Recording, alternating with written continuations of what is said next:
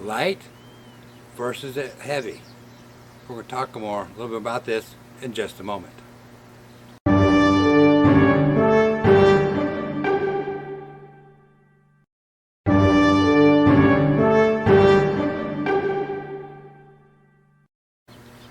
Hi, and welcome to today's show. In today's show, we're going to talk about light versus heavy arrows.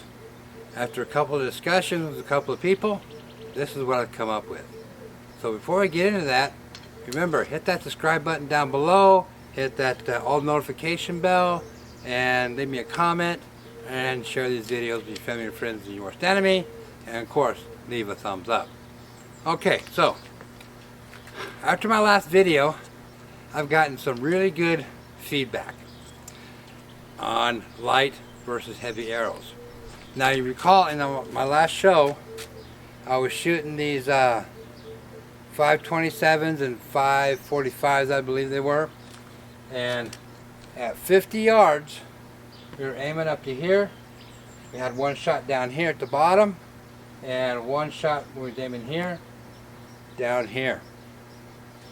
So, and my scope bottomed out. So, as I was talking to them, this is what I figured out. I kind of had a suspicion of it, but I had to confirm it, basically. And you might hear some doves out here. So, yeah, nice, beautiful spring day. A little bit warm.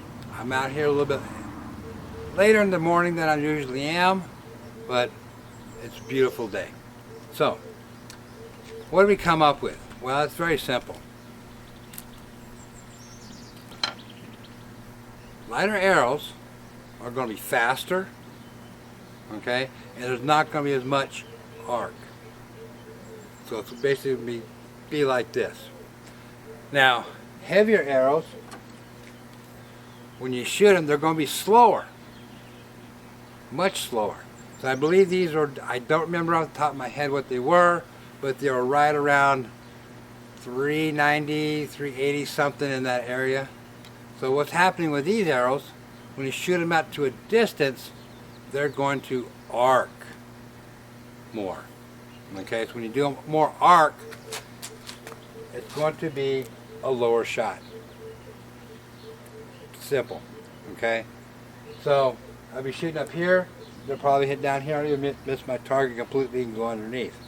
They're going to have a bigger drop, okay, approximately 16 inches, maybe more, okay, that's about how much a drop they're going to have. Now, so what I'm going to do is I'm going to try an experiment. Yeah, an experiment. So I'm going to take these 125 grain tips off and put on a 100 grain tip. We're going to experiment to see what happens. Is it going to, if I shoot here, is it going to hit here? Is it going to be low? What's going to happen? I don't have the answer to that until we do it. So what I got to do is I got to do it. Find me some good solid 100 grain tips. I got to order me some more of these field tips in 100 grain. So I got to order those. I'm going to order those today. It's going to take a while for them to get here, but in the meantime, I'm going to go back and look at all my 100 grain tips and find ones that are exactly or close to as possible to 100 grains. Then I'm going to do a speed test with those, and then we're going to take those out to the range and try them. So that's what I've come up with, because I believe this one here, yes, this one here's a 130 grain insert. Okay, this was a 130 grain insert. So I'm liking these 130 grain inserts. I really am. I think I might even try the 100 grain field tips on the 150 grain insert. I'm going to try that too. So when we go out to the range, you'll have a set of arrows that are going to be about 25 grains lighter and see what happens. Will they go out to 50 yards? So my thinking is, what I'm hoping, and keeping my fingers crossed, that we're pretty close. We'll find out when we do those. But first of all, I got to do the speed test so I can put that information into my scope and see what we do. So that's the next step. A little bit lighter field tip on the 130 grain insert and the 150 grain insert. So it's like it's going to drop my weight down to about a 500 grain arrow, and I think it'll be about 525-ish grain arrow.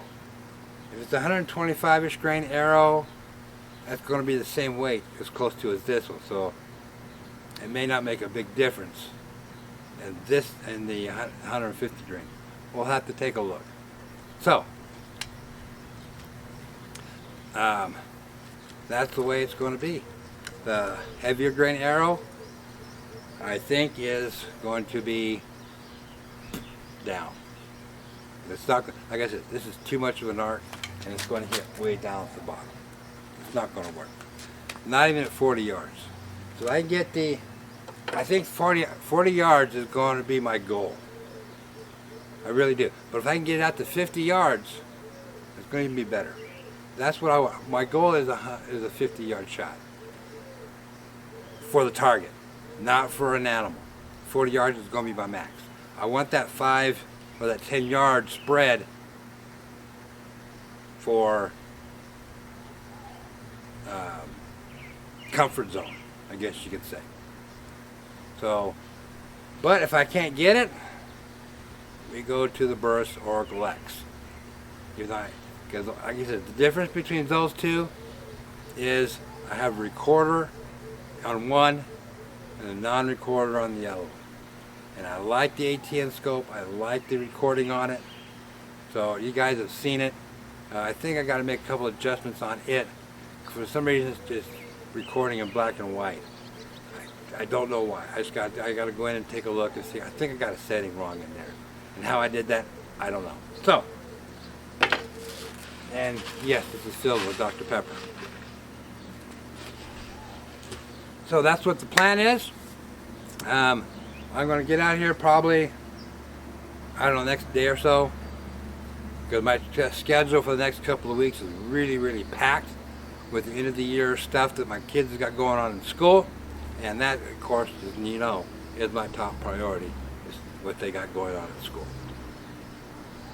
So with that said, I want to thank you guys for watching. And again, please leave me a comment down below what you think. Am I heading down the right path? So, yeah, that's all I got for you. So again, thank you for watching. And remember, these episodes are dedicated to my son. And see you on the next episode of Utah Crossbow Hunter.